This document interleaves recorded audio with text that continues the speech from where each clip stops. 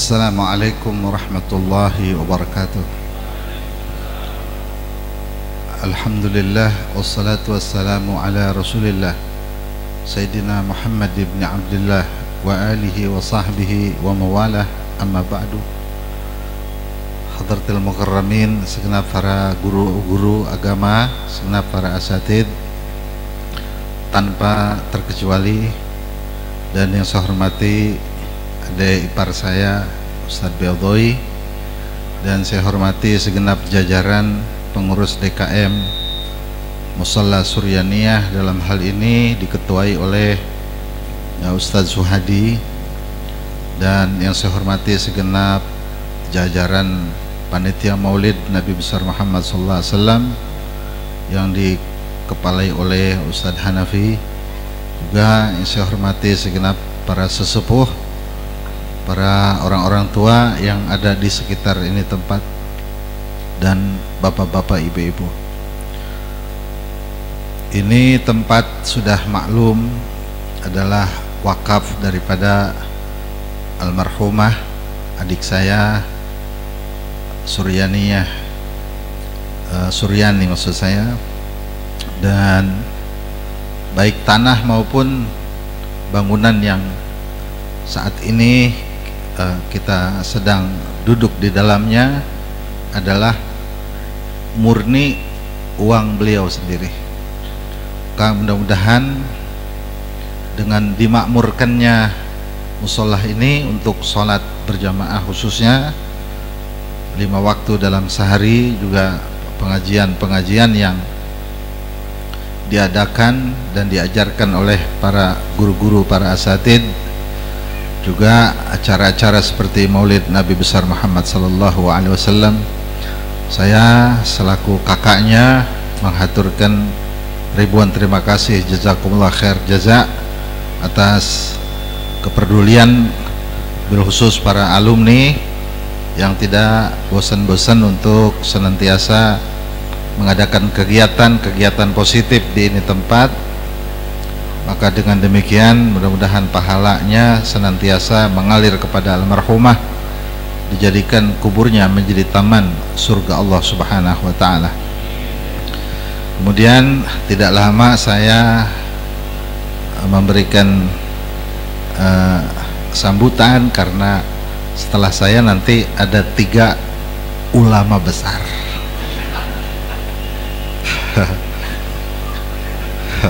Orang-orang yang saya sayangi dan saya cintai tentunya. Mudah-mudahan mereka Allah kasih manfaat ilmunya, dan seluruh alumni baik yang di Darul Mustafa 1 hari sekalipun, dia tetap menjadi murid saya dunia dan akhirat, biar bersambung kepada guru-guru sampai Rasulullah Sallallahu Alaihi Wasallam. Saudara-saudara sekalian, acara maulid kita pada malam hari ini sesungguhnya ada pesan penting. Apa pesannya? Yaitu muwafaqatur rasulih. Apa arti muwafaqatur rasul? Yaitu saudara mempersamakan di dalam meniru Rasul Sallallahu Alaihi Wasallam. Begini maksud saya, kalau orang lagi banjir, kali airnya meluap ke atas, kemudian ada satu orang yang kanyut di kali itu. Ini orang yang kanyut pengen selamat apa pengen mati? Pengen selamat. Kalau dia itu pengen selamat, kemudian kita kasih tambang, dipegang apa dilepas? Dipegang. Pegangannya kenceng apa kendor? Kenceng, karena supaya dia selamat. Kalau kendor terlepas, dia ke bawah air gitu, ketemu di Japos udah mati. Makanya dari Taman Mangu dikasih tambang, dilepas gitu. Nah ini saudara, kita sedang berada di kondisi banjir. bukan banjir air, tapi banjir kondisi dunia yang semakin jauh dari Allah dan Rasulnya. Anak-anak kita, keluarga kita, bahkan diri kita sendiri sedang tenggelam di lautan kenikmatan hawa nafsu dunia, melebihi daripada banjir. Saat kondisi yang seperti ini, kita perlu berpegang teguh pendirian yang kuat, prinsip yang kuat untuk bisa menyelamatkan diri kita. Yang mana keselamatan di sini akan menentukan keselamat kita di akhirat kelak. Dan ketidakselamatan kita di sini negeri menunjukkan pula tidak selamatnya kita di akhirat kelak. Apa saudara yang dimaksud tambang untuk selamatan kita sekarang ini? Penting. Profesi apapun kita sedang tenggelam. Kalau dulu saudara mau maksiat orang jauh perginya, sekarang maksiat di dalam rumah, maksiat di dalam kamar, maksiat di pinggir jalan, maksiat di belakang rumah. Mata saudara sepuasnya mandang maksiat setiap saat.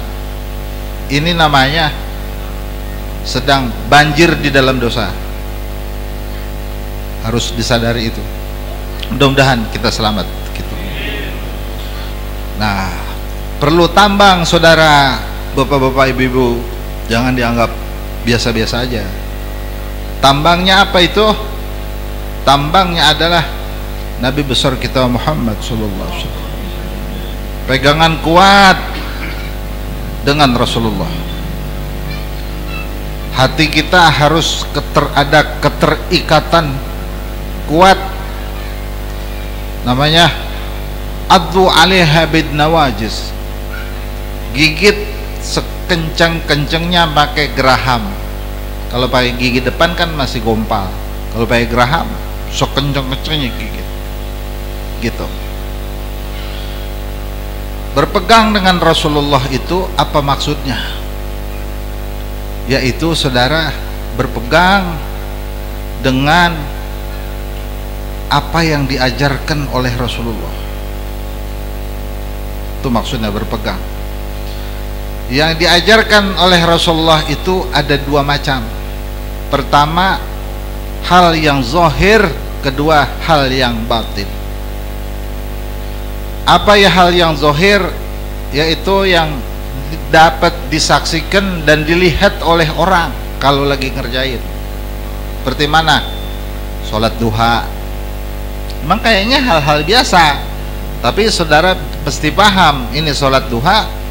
Kalau orang lazimkan dan ia biasakan, walaupun hanya 2 rakaat, maka dia sama juga berpegang erat tangan dengan Rasulullah. Yang zahir nama itu.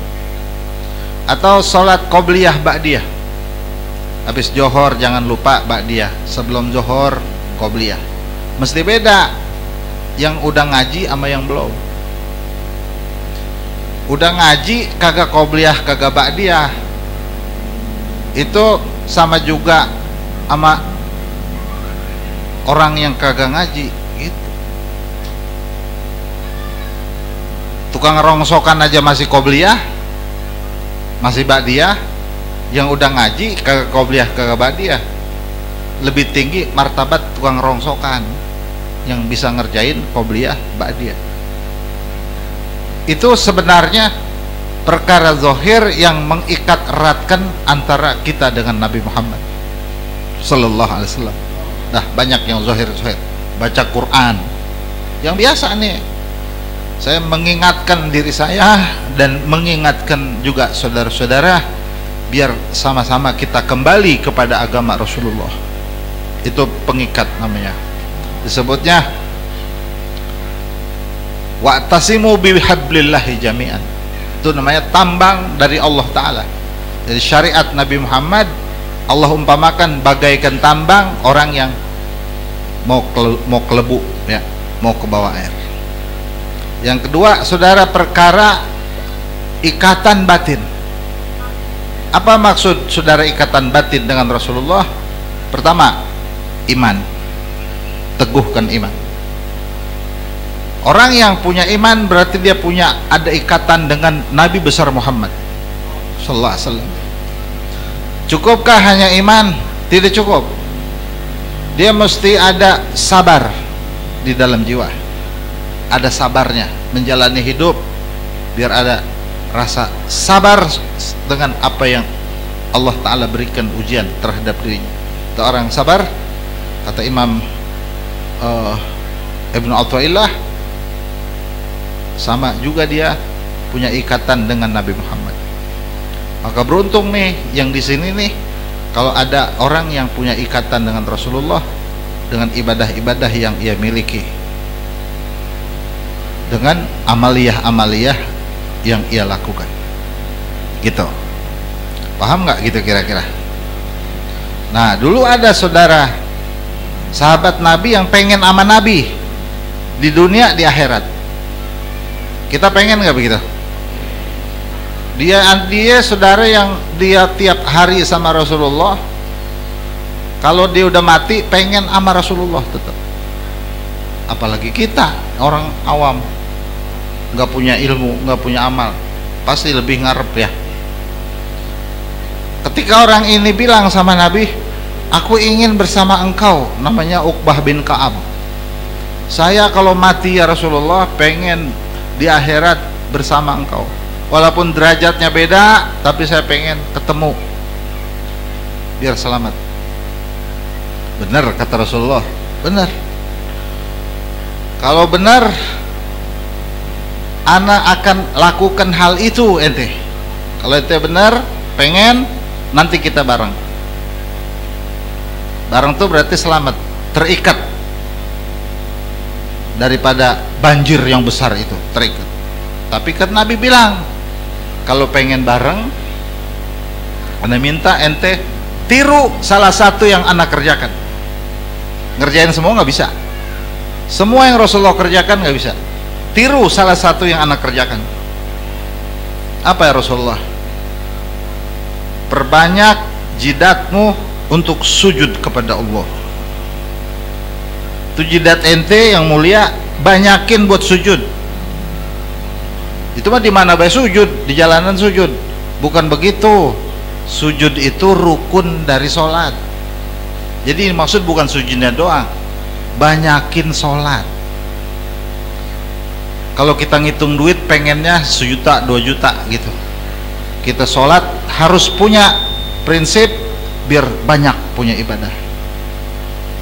Kau punya ibadah sholat banyak, kata Rasulullah, na'am ana fa'ilu dzalik, aku yang akan lakukan membela engkau untuk bisa bertemu aku.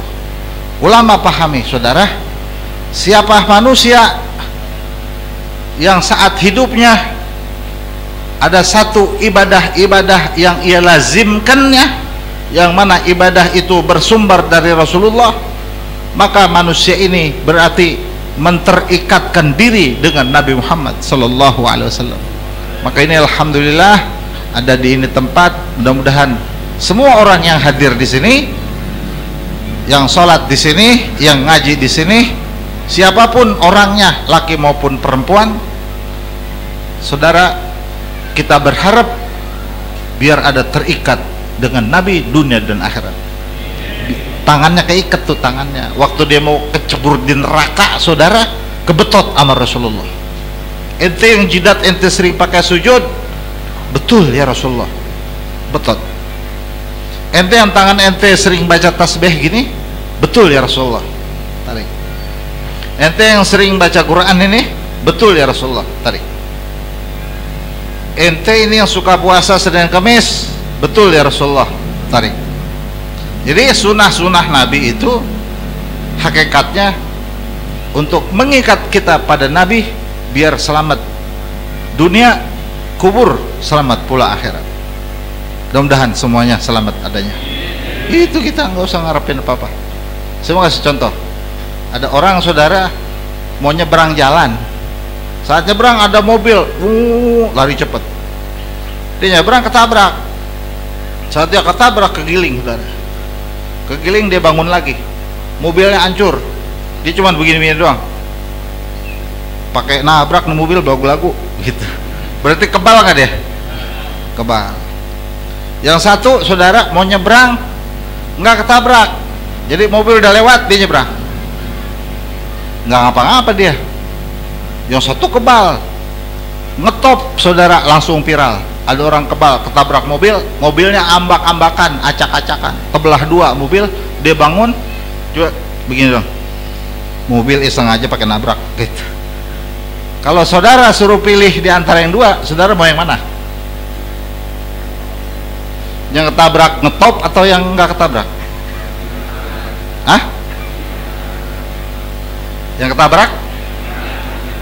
Kalau yang ketabrak, mudah-mudahan ketabrak itu. Iya, kalau dia selamat, kalau dia namanya kebal. Kalau kita, nah, jadi pilih yang nggak ketabrak. Itu namanya selamat. Saudara masuk di dalam kubur, mending dibakar nggak mempan apa mending nggak dibakar? Nah, begitu maksud saya, begitu. Saudara masuk di negeri akhirat, mending saudara dibakar di api neraka 1000 tahun kagak mempan apa mending lewat ke surga? Itu pilihan, itu yang disebut selamat. Begitu maksud saya. Pahamin selamat tuh begitu. Jadi nggak kena bala, nggak kena musibah, nggak kena adab, nggak ada siksa. Itu namanya selamat. Bagaimana supaya selamat? Pegang kuat-kuat tangan Nabi Muhammad, serat kuat, sekuat tenaga pegang Rasulullah. Apa yang kita sudah pelajari, jadikan itu rutinitas kita sampai kita meninggal.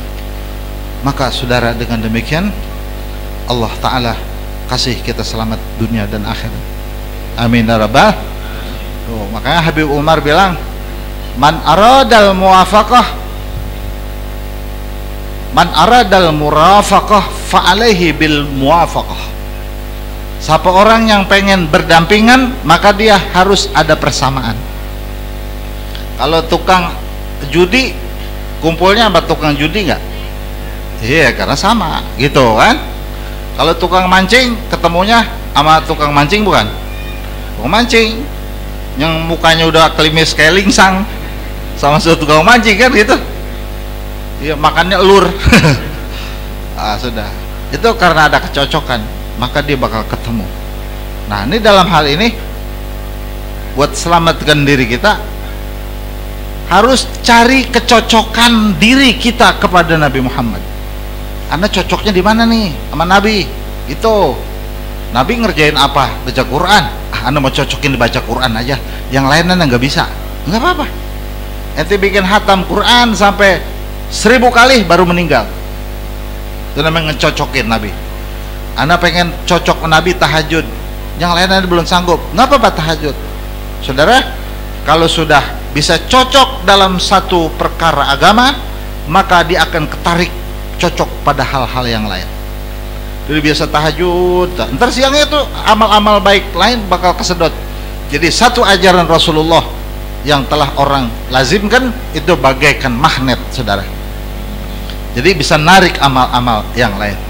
Kalau di sini masyarakatnya sedemikian adanya, maka ini kampung menjadi peluang penumpahan keberkahan dari Allah Ta'ala. Turun saudara. Allah Ta'ala firmankan, walau ana ahlul qura amanu wa taqaw la fatahna alaihim barakatin minas samai wal ardi. Andai ada satu penduduk di satu kampung, mereka beriman dan bertakwa mengikuti ajaran Nabi Muhammad, la fatahna alaihim barakatin minas sama wal ardi, maka dari langit dari bumi akan aku limpahkan keberkahan. Nah, makanya di sini ada satu tempat untuk lakukan ibadah kepada Allah Subhanahu wa taala. Maka mudah-mudahan apa yang kita kerjakan menjadi keberkahan buat masyarakat di sekitarnya. Amin ya rabbal alamin. Inilah yang dapat saya aturkan. Mohon maaf, nanti akan dilanjutkan oleh 3 ulama besar. Ya, oke. Nah, doain semuanya yang pada ditugaskan biar berkah manfaat ilmu, sehat walafiat. Wassalamualaikum warahmatullahi wabarakatuh. Alhamdulillah rabbil alamin. Saya tidak lama karena ada acara lagi. Wassalamualaikum warahmatullahi wabarakatuh.